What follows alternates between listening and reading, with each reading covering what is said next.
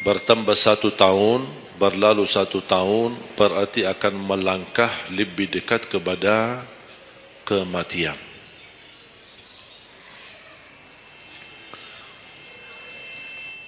Sebenarnya bukan berapa usia kita, tapi apa isi usia kita.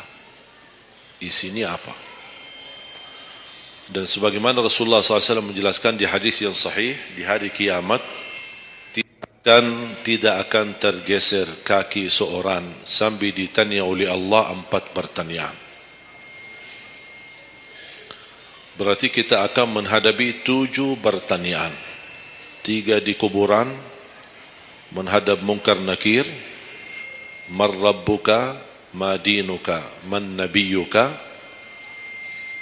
Yang tersisa 4 nanti di hari kiamat, sebelum dimulai hisab, sebelum tergeser kaki kita ke surga maupun ke neraka. Ditanya oleh Allah Subhanahu wa taala 4 pertanyaan. Yang pertama, lan tazula qadama 'abdin yaumal qiyamah hatta yus'ala an 4.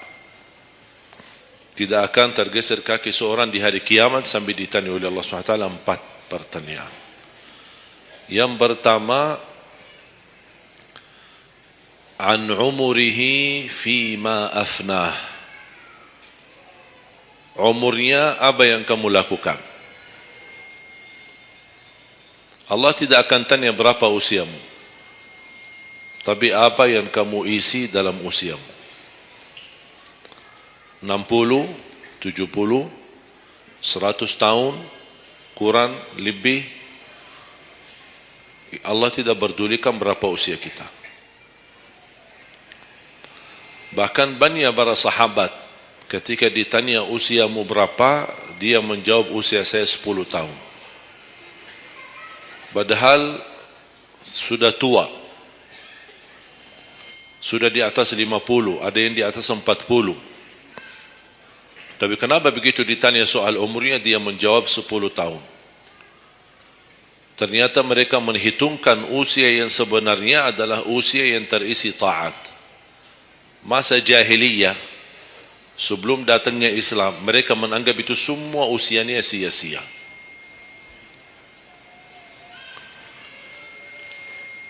Berarti kalau ada orang muslim tidak salat sama sekali sampai usia 50 tahun, semua usianya sia-sia. Karena tidak ada ibadah satupun yang diterima kalau tidak pernah salat. Biarpun dia haji setiap tahun, puasa setiap Ramadan, dia bersedekah berinfak setiap hari, tapi tidak pernah salat 5 waktu sama sekali, sia-sia amalannya. Karena pertama yang akan dihisab oleh Allah salatnya. Kalau salat itu beres, baru akan ditanya yang lain. Kalau salatnya tidak ada, Allah tidak perlu bertanya yang lain. Makanya saya selalu berkata, khususnya para pemuda-pemudi, seberapapun dosamu, jangan tinggalkan salat. Sebesar apapun dosamu, jangan tinggalkan salat. Karena salat itu ibadah yang langsung menyambungkan kita sama Allah. Tali hubungan kita sama Allah. Kalau tali hubungan kita sama Allah terputus, tidak ada tali yang bisa sambung lagi. Dan selama anda menjaga salat, berarti masih ada harapan masuk dalam golongan yang akan diampuni Allah. Ada ampunan, ada harapan ampunan. Tapi kalau tidak salat, terus bagaimana Allah ampuni kalau tidak mau bertaubat? Banyak orang berkata, saya malu. Atau dia merasa ada bisikan di hatinya. Buat apa lo salat? Ngapain? Perilaku kamu aja tidak benar. Sama orang tua aja tidak benar. Dosamu tidak pernah henti-henti. Bercuma salat, tidak usah. Itu ingat bisikan syaitan. Karena syaitan ingin semuanya sekali-kali rusak. Kalau berbakti baik belum sempurna, masih banyak dosa maksiat, banyak kerusakan yang lain, tapi masih terjaga salatnya, ada harapan diampuni dosanya. Jangan sampai syaitan berhasil menggoda kita sekalian tidak salat. Oh, sudah hancur, sudah rusak yang lain, ditambah lagi parah, tinggalkan salat. Atau ada orang taubat, selama dia tidak salat, lancar, beres, aman, tidak ada apa-apa. Begitu dia taubat, dia merasa sedih, menyesal, dia mulai menjaga salatnya. Hilang motornya, kehilangan kerjaannya, diuji sama Allah SWT dalam rumah tangganya. Setan datang, coba kamu aja dulu biasa-biasanya tidak pernah ada ujian. Begitu anda mulai salat ada ujian. Ngapain? Udah berhenti aja salat, nanti kembali beres. Berhenti salat. Pas begitu dia keluar masih kehilangan motor. Ya Allah, gimana? Saya selama ini tidak pernah salat, tidak pernah hilang motor. Begitu saya mulai salat malah hilang motor saya. Datangnya setan di situ.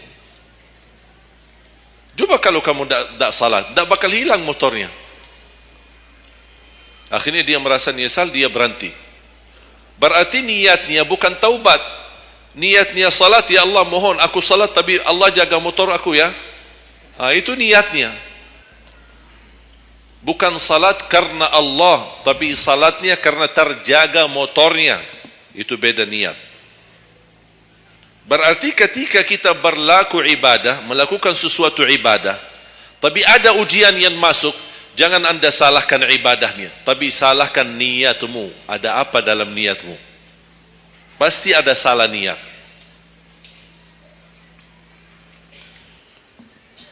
Dan itu inti daripada umur kita.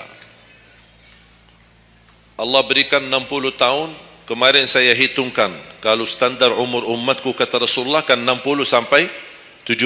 Itu kira-kira kurang lebih. Ada yang lebih tua, lebih panjang usianya, ada yang lebih muda. Tapi standar kata Rasulullah SAW, a'maru ummati baina 60 wa 70. Standar umur umatku antara 60 sampai 70. Ada yang melebihi dari itu, tapi sedikit sekali dibanding yang lebih muda. Saya kemarin hitungkan 60. Apa yang kita lakukan di dalam usia 60 tahun. Dari lahir sampai balik. Sampai tahun berapa? 15? Kita sepakat 15? 15 tahun. Berarti sebelum balik belum taklif. Sebelum balik belum taklif. Haji boleh tapi tidak wajib, karena syarat haji harus balik. Syaratnya harus balik, walaupun diperintahkan, dibiasakan untuk melaksanakan salat. Tapi anggaplah bedun taklif, belum ada taklif, belum ada kewajiban, berarti 15 tahun itu sia-sia. Dia potonglah dari 60, berapa sisa? 45. Tidur sehari berapa jam? Hah? 8? Boleh kita sepakati angka 8? Ya, kita bicara standar. Katanya menurut kesehatan, tidur yang normal dan pas dan cukup adalah 8 jam. Anggaplah 8 jam tidur. Ada yang tidur 12 jam. Ada yang tidur bangun, salat tidur bangun, salat tidur bangun. Kalau hari libur, dia tidur, tidak capek tidurnya. Begitu bangun, ya Allah begal badan saya, tidur lagi.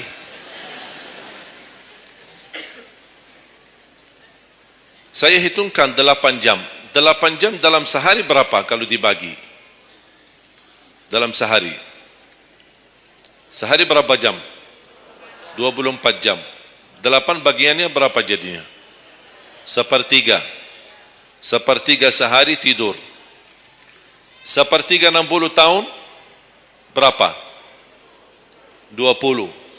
20 tahun ngapain? Tidur. 20 tahun cuman kerjaannya tidur. Mulai dari 8 jam. Coba, memang terlihat angkanya tidak terlalu besar. Tapi kalau dihitung dalam usia 60 tahun, 20 tahun tidur. Ditambah 15 belum taklif, jadi 35. Tersisa berapa dari 60? 25. Cari nafkah dan rizki.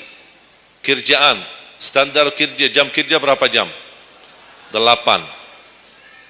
Berarti 60 tahun berapa jam? Berapa tahun kita kerja? 20 tahun. 20 tahun cari menjadi kaya. Tapi 20 tahun masih stres. Tak jadi kaya-kaya. Masih bermasalah. Ditambah habis 20 tahun pensiun, tambah hutang. Belum lagi hutang sana sini. Sekarang semua serba hutang. Dan yang aku heran, kenapa orang Indonesia suka berhutang? Ada masalah sedikit hutang. Sekarang HP cicilan bagus-bagus. Begitu saya kemarin diajak sama teman foto, saya lihat HP ini, Masya Allah HP yang terbaru ini. Maaf Pak, cicilan.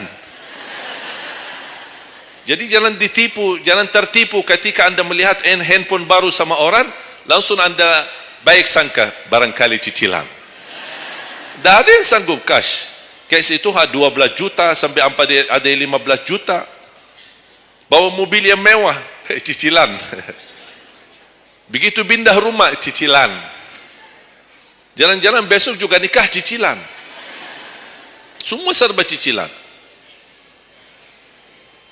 Dan terpengaruhi dengan promo sana ini, ada ini, non persen, non ini, apa, sini beli satu, dapat satu. Dan semua serba hutang. Tanpa kita sadar, tidak sadar, memang mudah kita awal-awalnya berhutang, tapi begitu sudah jatuh tagihannya, pusing. Memang hutang ini bikin aku stres. Ada orang minta sama saya amalan. Ada enggak amalannya supaya saya bisa mengatasi masalah hutang ini? Saya bilang mudah amalannya, jangan berhutang lagi. Mudah. Sudah selesai. Hutang itu di dalam Islam dibolehkan kalau sudah benar-benar keadaannya darurat. Sudah tidak ada solusi, tidak ada jalan, tidak ada yang bisa bantu, tidak ada yang bisa menolong. Akhirnya terpaksa, dan hati-hati dari riba. Jangan terpaksa nanti beralasan, ya Allah saya terpaksa menggunakan pinjaman bank tapi riba. Pinjam 100 juta kembalikan 120 juta. Dosa besar. Masih lebih ringan dosa zina sama ibu daripada terima uang riba. Nauzubillah min zalik.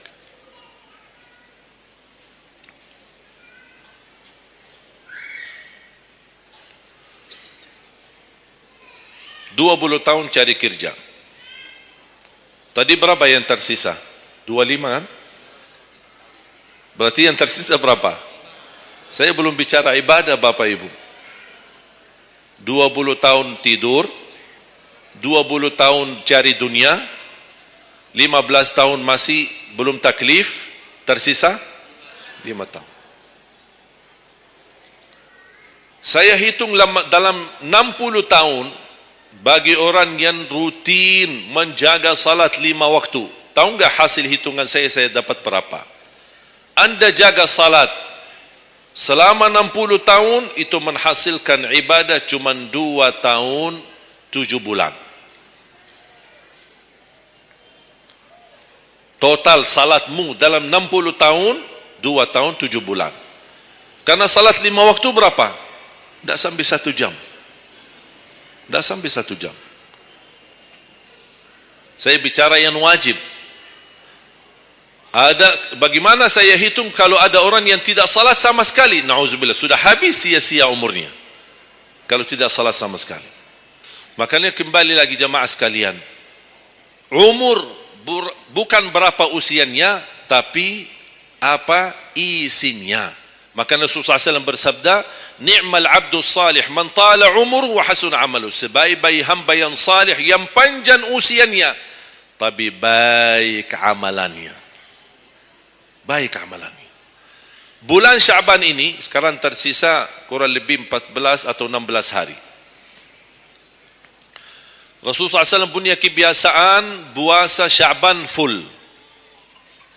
Sampai kata Siti Aisyah, tidak pernah aku melihat Rasulullah puasa 1 bulan penuh selain bulan Ramadan sebagaimana di bulan Syaban. Penuhnya Rasulullah SAW. Bukan nisfu. Setiap datangnya Syaban ditanya nisfunya. Mana nisfu Syaban? Nisfu. Full Syaban. Puasa saja. Di awal boleh, di tengahan boleh, di akhir boleh.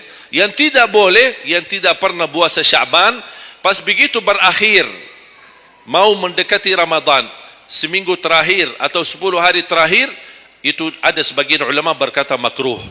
Kalau sudah 2 hari terakhir bulan Syaban, anda tidak pernah ada puasa sebelumnya, itu dianggap oleh ulama haram. Apalagi kalau sudah jatuhnya di hari keraguan, hari ragu-ragu, kemungkinan ini bisa hari terakhir, kemungkinan bisa masuk Ramadan, isbat Ramadan. Termasuk ibu-ibu dan jamaah sekalian yang masih punya hutang, segera lunasi hutangnya. Jangan begitu sudah mendekat puasa, anda punya hutang 7 hari, tersisa bulan Ramadan 5 hari. Syekh, apa? Aku punya hutang 7 hari, sedangkan yang tersisa bulan Ramadan itu tinggal 5 hari lagi mau masuk Ramadan. Aduh, 1 tahun tidak pernah tanya. Begitu sudah mepet baru cari jawabannya. Itu karena hukuman nanti. Tetap diganti puasa yang dari tahun yang lalu. Tetap bayar hutangnya dan kena denda setiap hari kena fidyah. Jadi seandainya anda masih punya hutang dan masuk Ramadan, anda belum lunasi, tetap hutang itu terbawa nanti. Pas habis Ramadan, anda punya kewajiban bayar hutang. Tapi karena anda mundurkan sampai masuk Ramadan, anda punya kena denda. Ditambah lagi, bukan hanya bayar dengan puasa ganti puasa, tapi ada lagi namanya fidyah. 1 hari 1 orang miskin, diberikan kecukupan makanan. Makanya kembali lagi, yang punya hutang segera lunasi hutangnya. Jangan sia-siakan umurmu.